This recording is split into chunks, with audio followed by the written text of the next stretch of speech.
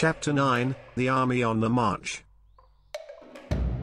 Sun Tzu said, "We come now to the question of encamping the army, and observing signs of the enemy. Pass quickly over mountains, and keep in the neighborhood of valleys. Camp in high places, facing the sun. Do not climb heights in order to fight." So much for mountain warfare. After crossing a river, you should get far away from it. When an invading force crosses a river in its onward march, do not advance to meet it in midstream.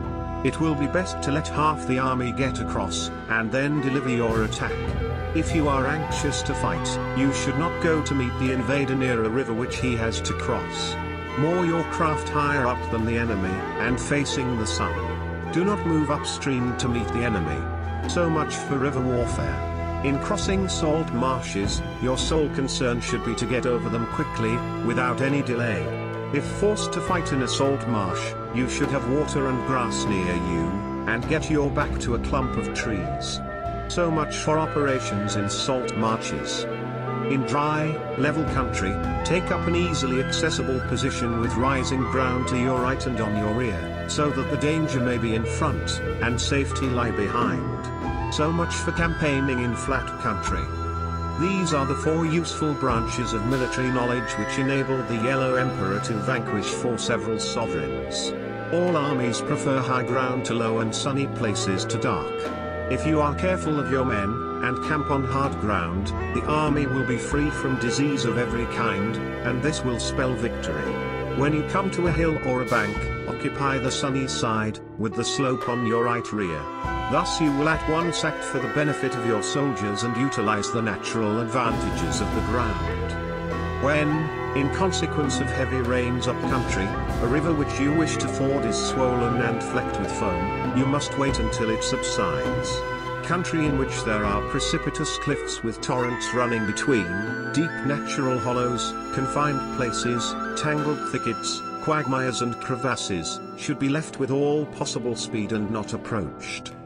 While we keep away from such places, we should get the enemy to approach them. While we face them, we should let the enemy have them on his rear.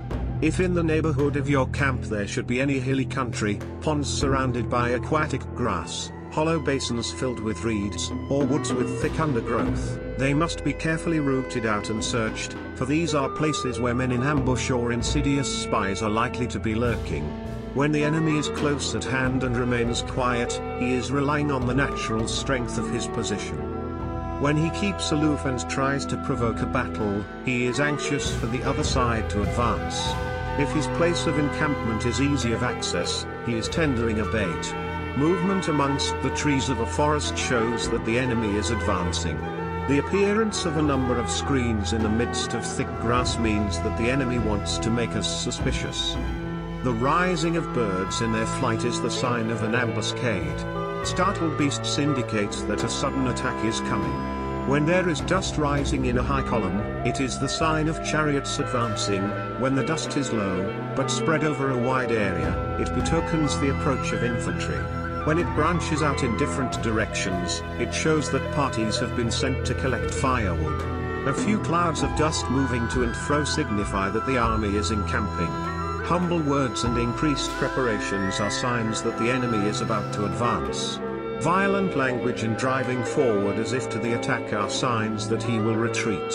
When the light chariots come out first and take up a position on the wings, it is a sign that the enemy is forming for battle.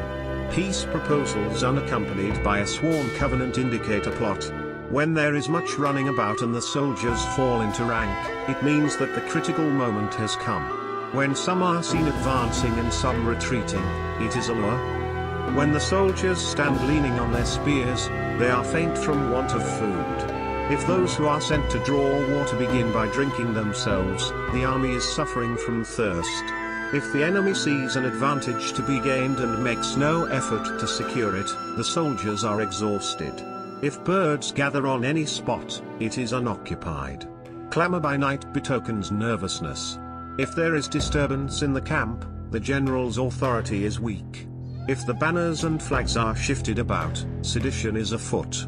If the officers are angry, it means that the men are weary. When enemy feeds its horses with grain and kills its cattle for food, and when the men do not hang their cooking pots over the campfires, showing that they will not return to their tents, you may know that they are determined to fight to the death. The sight of men whispering together in small knots or speaking in subdued tones points to disaffection amongst the rank and file. Too frequent rewards signify that the enemy is at the end of his resources. Too many punishments betray a condition of dire distress. To begin by bluster, but afterwards to take fright at the enemy's numbers, shows a supreme lack of intelligence. When envoys are sent with compliments in their mouths, it is a sign that the enemy wishes for a truce.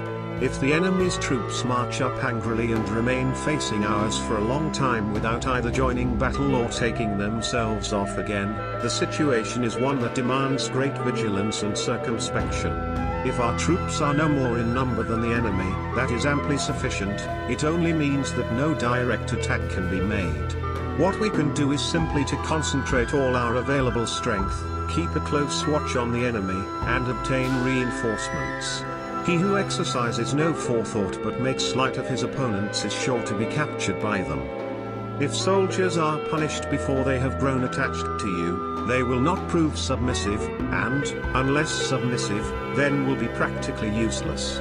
If, when the soldiers have become attached to you, punishments are not enforced, they will still be unless. Therefore soldiers must be treated in the first instance with humanity, but kept under control by means of iron discipline. This is a certain road to victory. If in training soldiers' commands are habitually enforced, the army will be well disciplined. If not, its discipline will be bad. If a general shows confidence in his men but always insists on his orders being obeyed, the gain will be mutual. The end of chapter 9.